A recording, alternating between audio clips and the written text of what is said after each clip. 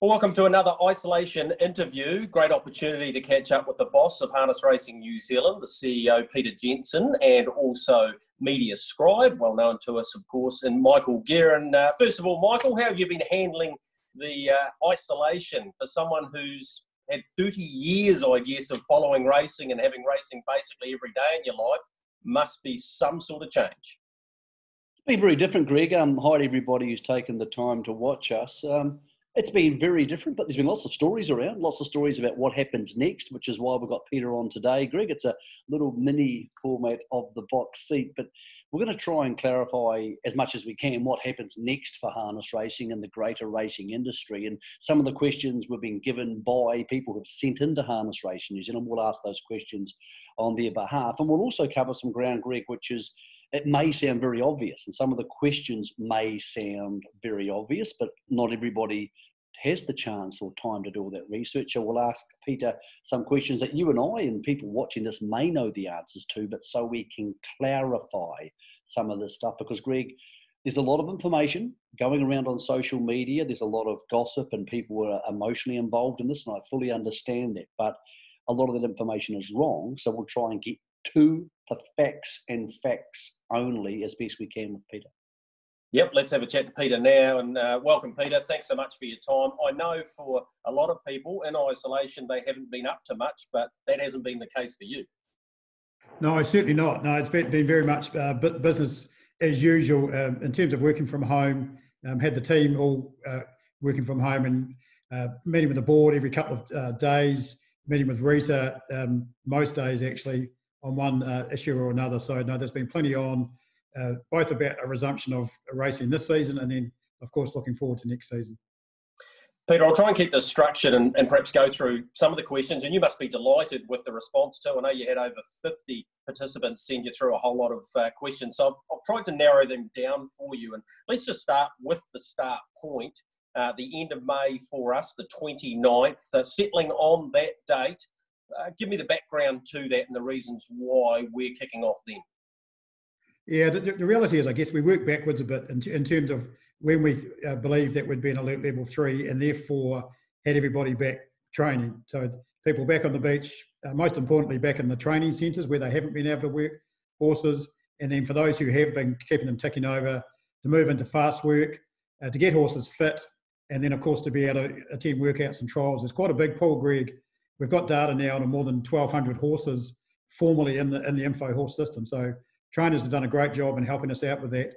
And there's a big pool of horses who are not yet qualified, who obviously we want to see qualify and be available to race. So we did that date some weeks ago, but having reviewed it, there's a possibility potentially we could have raced a few days earlier, but we feel that's comfortable. The reality is we'd rather run a good meeting with the number of horses available that we need from a wagering perspective, because as we know, that's what's going to pay the stakes.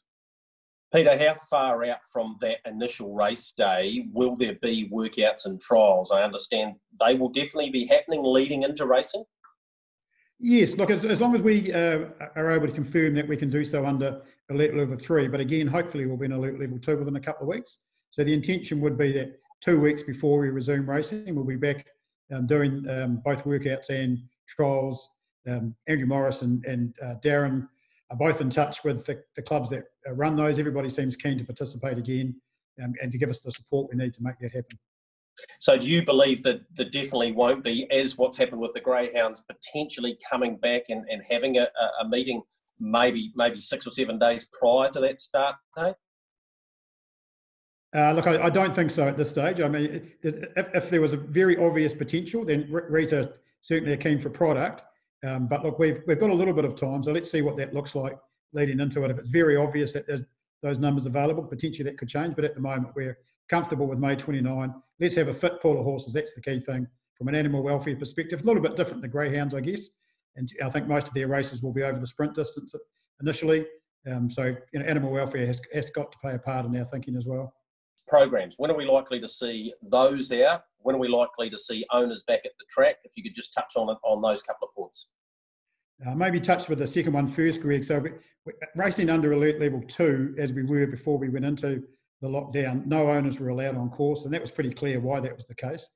I think you saw with alert level 3, that change coming back from alert level 4 than what it looked like going up.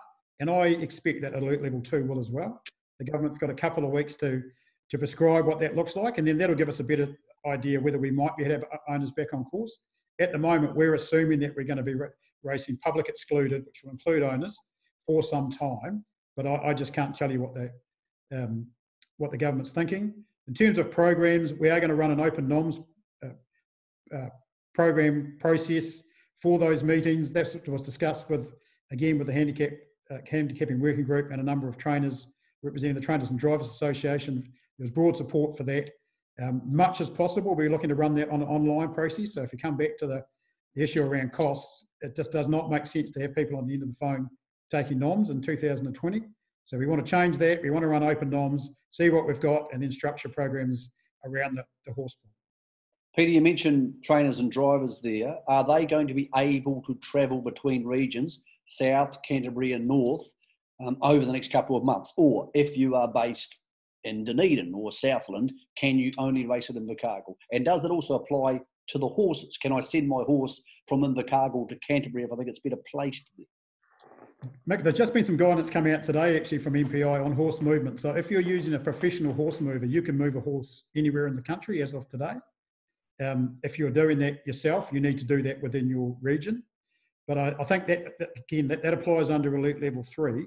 We should be racing under alert level 2. And therefore, as I alluded to earlier, once we have a better understanding of what that will look like, we can give people some clarity.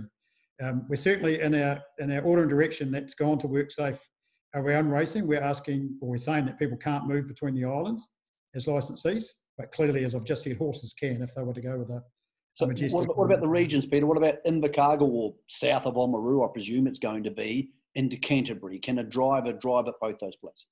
Yes, they can. At present, we're assuming that we're under alert level 2. So that's the assumption. Again, I just need to reiterate that we don't set the rules under alert level 2, but we'll need to follow them. And I expect, that the whole country will see some guidance around that sometime next week.